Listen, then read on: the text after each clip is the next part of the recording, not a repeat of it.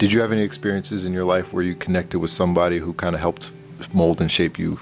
Absolutely. So I was thinking about this from the time we began talking about it, and kind of all along I've been helped, even from back in my family days and things that have kind of helped me become a good event manager and director of event services and assistant general manager to general manager. I have been fortunate enough to be connected with some people who were in the industry, Right. Who kind of helped me grow. My high school basketball coach, Okay. when he found out that I was working in this industry, said, "Hey, there's a guy you should meet. His name is Sporty Geralds, and he used to run the Charlotte Coliseum, and y'all graduated from the same high school." Right. Now, granted, Sporty graduated a couple years before I did, Right. but we graduated from the same high school, so he connected me with Sporty Geralds.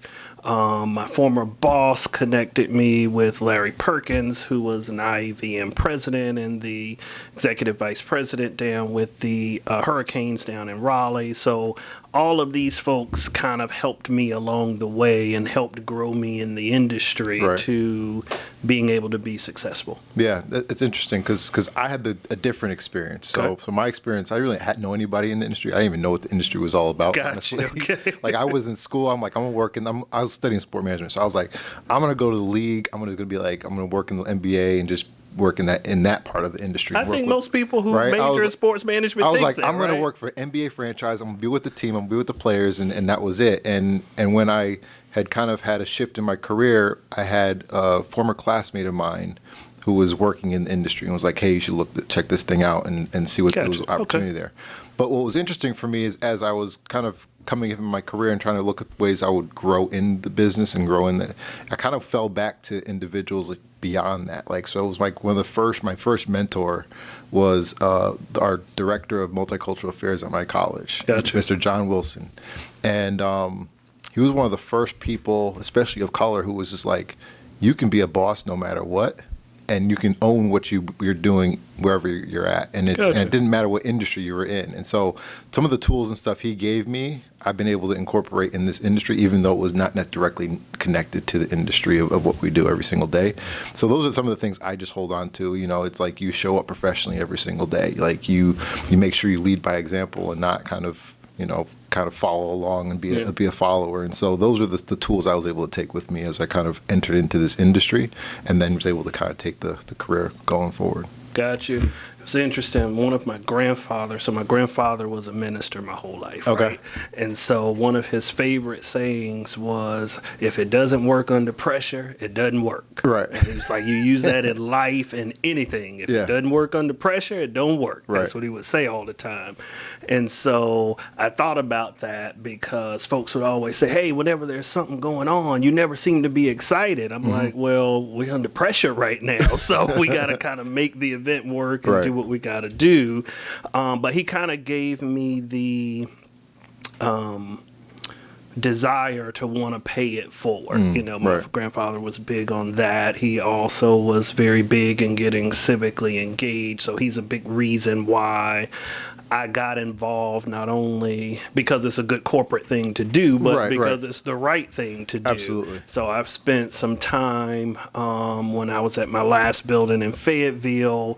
I was on the board of the urban ministries there and was able to progress to chair that board. Right.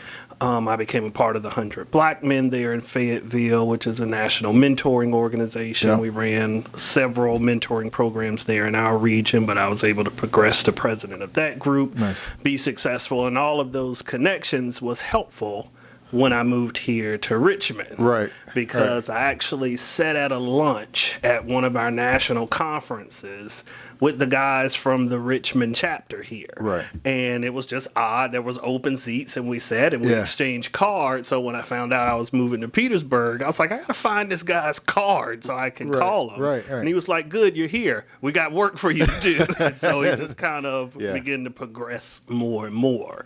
I know you spend time mentoring here too. How does that work? Yeah. So I mean, I've always been that's always been a kind of a value for me is wherever I work and wherever community I was, I want to be able to give back in a certain way, and it translates in different ways every community that I've ever had an opportunity to live in.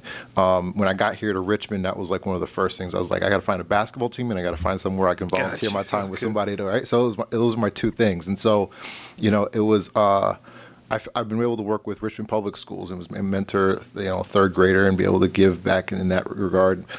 In other communities, I've actually created a mentoring program with a couple of friends of mine in one community. But really, it's really so important for me, especially working on campus, a venue that's on a college campus, right, is really connecting those students with people who are doing things in a professional manner, whether they come in our industry or not. Right. It's really important for me to be able to give back to them, give them some tools that I've learned and that I've been able to put into practice in my career, and give them the tools so that when they enter into the working world, when they enter into their professional careers, there's tools that I was able to give to them and to be successful. And so it's always an extra bonus if they come and work in the industry, and even a bigger bonus if they come work for Spectra. But it's really, it's really important that I be able to give that back to them so that when I can walk out the door and know that I gave my all. I didn't give my all not only in work and just kind of being professionally successful, but I can be able to bring other people along with me. So it's really, really been important for me as I've gone in my career and moved forward. Agrees. I think that's kind of our thing, is that, hey, not only we're grateful for the people who have invested in us and kind of paid it forward with us. Right. And so they've left a tab for us. Right. So now Exactly. we have to go back and pay it forward and help some people along the way. And I think that's just not only the right thing to do, as my grandfather would say, again, he was a preacher, it's our reasonable service. Right. So that's what we do. Exactly.